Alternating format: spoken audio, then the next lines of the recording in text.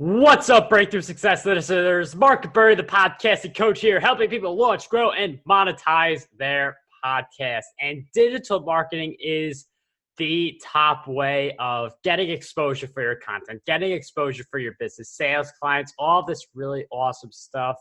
But I feel like one of the things we can make the mistake of doing is only thinking about our locations when it comes to digital marketing. And I feel like if you're in the States, for instance, sometimes it's only thinking about your state. In other cases, it's thinking about your whole country, but still feeling like you have the whole picture. But we have an entire world of so many different places. And what we are going to do in this episode is talk about how you can use digital marketing to grow your brand in Southeast Asia.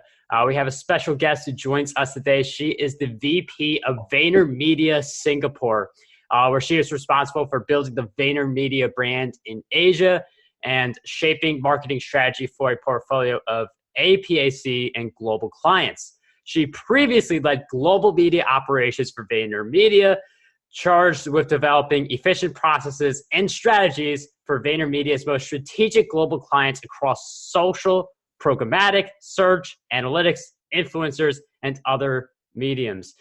Prior to that, she spent 6 years at Google, working across various global divisions and offices after beginning her career in search marketing.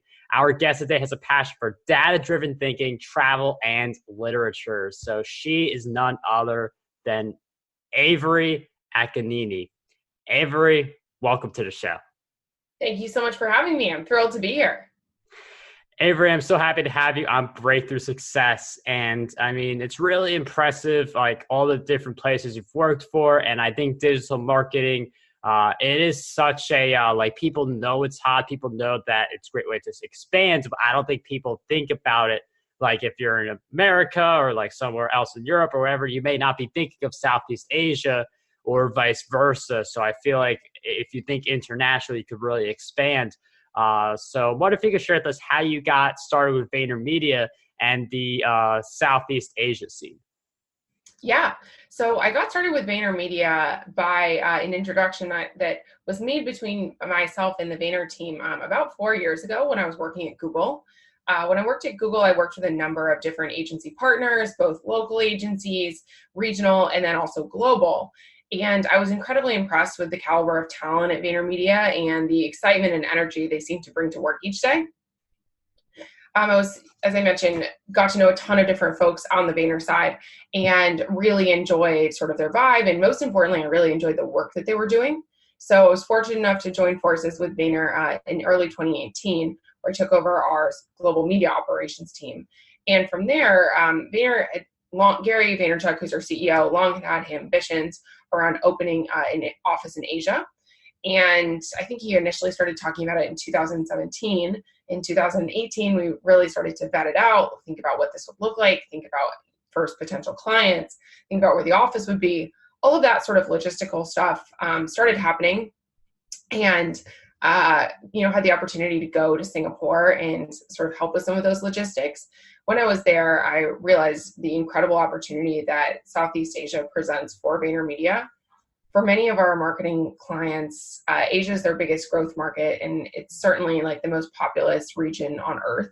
And we believe that there's an immense opportunity to take a lot of the learnings that we have perfected in North America and help bring those to Asia, while also bringing talent on board to VaynerMedia who's deeply familiar with the APAC region. When you think about the reasons, we wanted to enter into Southeast Asia, it's really twofold. First, being global client demand and clients that we are fortunate to work with across different regions. And they say, hey, Vayner, Asia's our biggest growth region, or Japan's a huge market for us, or, we'd really like to do more in Indonesia. And without being here on the ground, it was really tricky for us to make that possible. Now, with the opening of VaynerMedia Singapore, we do have the ability to take on those type of clients, which is an honor, and sort of scale out the global work that we're doing. That's part one. Part two is there are so many amazing businesses here in Southeast Asia that we are, fortunate to partner with some of them. We're working with clients in the telecom space, in the beauty space, in the industrial space, on sort of telling their story. And these are all brands that are based here in Southeast Asia, which is super important to us. It's been really fun to work with these marketers as well. And we want to be part of their growth trajectory just as much as we want to continue the work that we're doing with our global clients. And I mean, I know different regions, like, we're talking about North America, we're talking about Asia, like it's just different people in those areas. But with the digital marketing side, do you see like a lot of the strategy and tactics and all that being the same, or are there some nuances between, like, say, a North America strategy and an Asia strategy? Definitely some nuances. I would say that platform-wise, it's pretty similar. Facebook and Instagram and YouTube dominate. Twitter, Snapchat, LinkedIn are there, but not as big. But the thing about Southeast Asia is that it isn't really just one. North America is really just the US, and Canada is so similar. It's really a totally different market in Thailand than it is in the Philippines, than it is in Singapore, right? Many of the platforms are similar. I would say about 70% the same, but there is certainly regional nuance in terms of where people spend their time. For example, in Thailand and Japan, Line is huge as a messaging platform. We also know that in Korea, Kakao is really big. And people's behavior on social platforms is quite different than it is in the US. I'd also say that all of Asia is just so like this first, mobile first all the way. It's not even mobile first, it's mobile only. Desktop computers are really not used at all in any type of a frequent way, and people consume a ton of content on their phones. Even the same thing with like a connected TV strategy. Really, that's not as big of a focus here in Asia as the phone. It is really extremely heavily dominated by mobile phones, which is cool. The US is kind of trending, North America is kind of trending in that direction. There's still some sort of legacy device behavior. I think the strategy also, outside of just the platform usage, needs to be tailored on the creative side more so than on the media side. On the media side, there's still the concept of biddable platforms. There's the idea of underpriced attention. There's the idea of optimizing towards your business goals and results. That sort of theory and thinking still holds true. But on the creative side, what's beautiful in Vietnam is not what's beautiful in the US. And what's beautiful in Vietnam isn't necessarily even what's beautiful in Malaysia, right? Like it is a mosaic of different cultures that all kind of inform the APAC region. I think one of the biggest mistakes marketers could make is just saying this is our APAC strategy, because really it does need to be customized quite a bit. And we've been focusing this conversation on Southeast Asia, but China is really a completely different ballgame, and actually one that we're not even we're not even playing in that game right now. And it is very interesting to hear about all these differences. Like, I feel like China is a big example of, like, you see the differences pretty clearly because they ban a bunch of social networks and sites, and they have their own versions of social networks. So like that, you see that there's the different platforms in play, but there's more subtle things that Avery is mentioning, like the social network preferences and social networks you haven't heard of but are really big in other places around the world. To that mobile shift, that's like SMS marketing. I do that. Like, I say text strategy to 31996 instead of giving the entire link, because it's just easier to use SMS. And I feel like with digital marketing, there's just so much happening. Like in North America, like you feel like there's just like you're trying to catch up, like, like, oh, thank goodness I finally did Snapchat today or something like that. How do you keep up with all the stuff going on, like all over the Asia area, and like be active still with the social media presence for VaynerMedia? Absolutely. That's a great question. And for VaynerMedia, we actually have a rotation of different folks from our creative team who post on our account. So they do a great job of keeping that up to date and fresh. But in terms of learnings, I actually block time out of my day to kind of, immerse myself in the culture that's happening on places like Instagram, and even recently TikTok. A couple of days ago, I just spent an hour on TikTok. I was like, okay, what are people doing here? Like, what's trending? Why do they like this? How can we take what's happening here and like apply it to the work that we're doing for our brands? I think that's super important, is just spending the time. It's straight up just elbow grease, where spending time in the platforms and really understanding what's happening actually is part of our job for clients. It's like we need to have our finger on the pulse, so we're not just repeating the same thing, because things, as you mentioned, Mark, are changing so rapidly. And in Asia, the diversification of platforms also means that you need to have a pulse in that in each market. It's a priority for your client. And I mean, I definitely get the Asia market is growing and that it is a place where, like, if you're a local business, I don't know how much this will benefit you, but I feel like if you're one of these like digital marketers or you sell dog food or whatever it is you sell, you could get people from all around the world. This is really useful for you. Yeah. So yeah. Even companies like Amazon, I'm not sure if any of your listeners are private labelers, but Amazon is sort of growing their presence here. There are a bunch of other different e-commerce markets. They're doing a ton of business, so extending your business into some of the Amazon markets is a great idea. Or considering, are these customers that you can reach out to through other platforms that enable faster shipping, something like that. I think, this is a market where there's a ton of spending power and a ton of growing consumer power. And from a digital media perspective, the business results we're able to drive are so much more efficient in North America, simply because the auctions are not as competitive. So it's pretty cut and dry. This episode, we'll talk about communicating with people in different languages, because in some of these hot areas, people do speak in languages other than English, which certainly makes sense because there's a lot of languages around the world. So we'll be talking about that. But first, if you are looking to learn new languages or business skills or anything like that, the resource I want to recommend to you all is Skillshare. Skillshare is what I like to refer to as the Netflix of learning. They've got around 30,000 courses.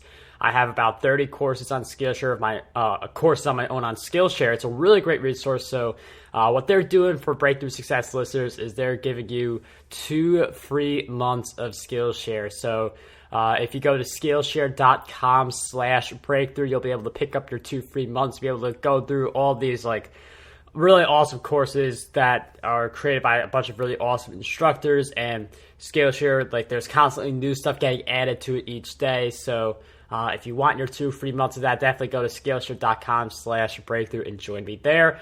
Anyway, let's go back to talking about the Southeast Asia market and being able to communicate with people who speak a different language than we do and incorporating that in our marketing.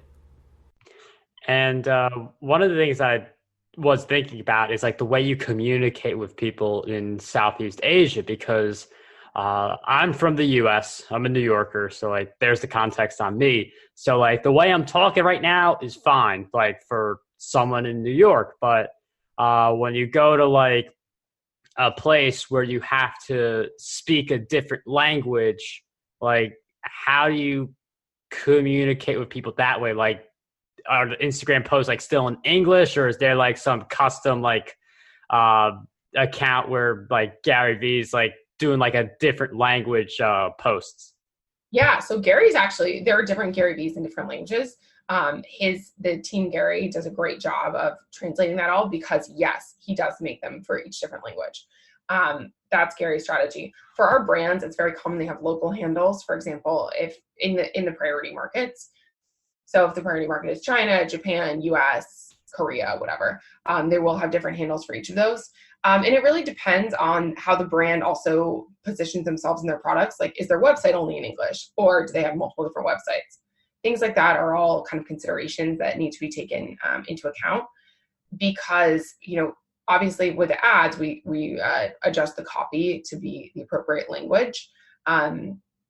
But in terms of like an organic handle, even like platforms like Line, you actually need to have a different handle for each specific location. So yeah, I think that multiple handle strategy is super common and probably the best way to do that. It's just about picking which handles, which countries you have the time to invest in localizing on a regular basis. And it's a good thing Avery mentions picking like a few of the hot areas, because I mean, it's a lot of time to translate all of those, like, or have a team of people.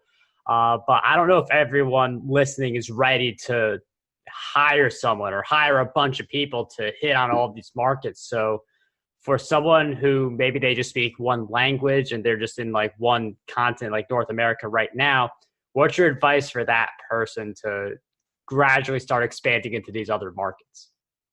Yeah, I think the first thing is just to assess the business feasibility. Does it make sense for a business to extend there? Is there an opportunity there? If you're selling dog food, great. Is this something that, like, where would you sell? Like, where do people have dogs here? Like, which type of communities would you target? It's probably going to be affluent people, which is less common to have a dog here, right? So I would say first assess the business feasibility and look into sort of consumer behavior. Secondarily, I would say look into places that, you might be interested. There is a good intersection of your own interests and that business opportunity.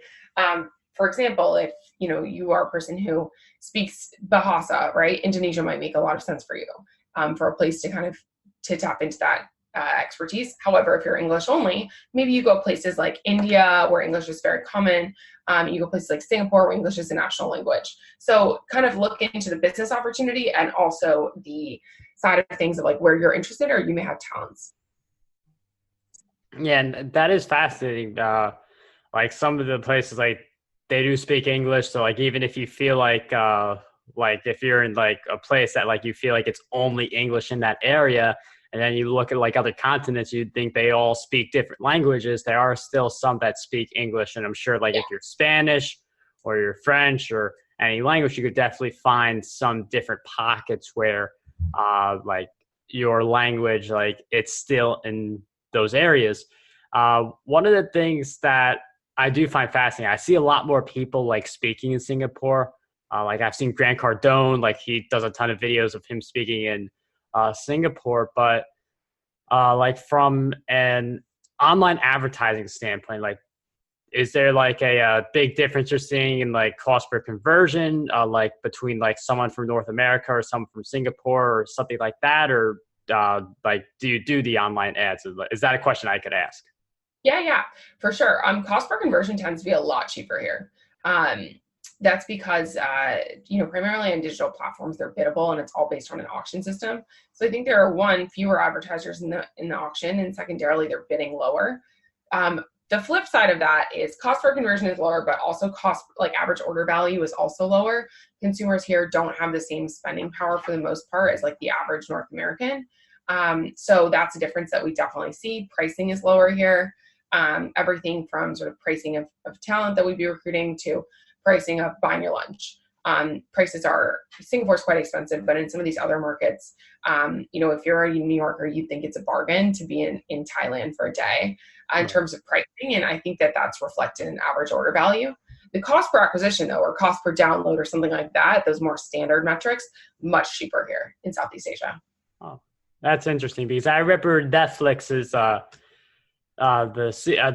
believe the guy said that like the next like 100 million people are going to come from India or something like that, like in terms of their users, and they have like a much cheaper structure in India than in the US. I remember hearing something about that. So it is fascinating you bring that up. Yeah, that's absolutely really common. Like the price people are willing to pay for services is just lower. And also their spending power is lower. So it's all kind of on a relative basis. Yeah, it's definitely very fascinating because I feel like there's like a lot of opportunity in these different places that people just don't know because they like to look at their own backyard. And I mean, someone like Gary Vaynerchuk has a whole team with awesome people like Avery on it going out here in Singapore. And I mean, he's one of those guys where it's like, if you see him doing something, you should pay attention and even do it also. Well, it's very nice of you to say, Mark. Thank you.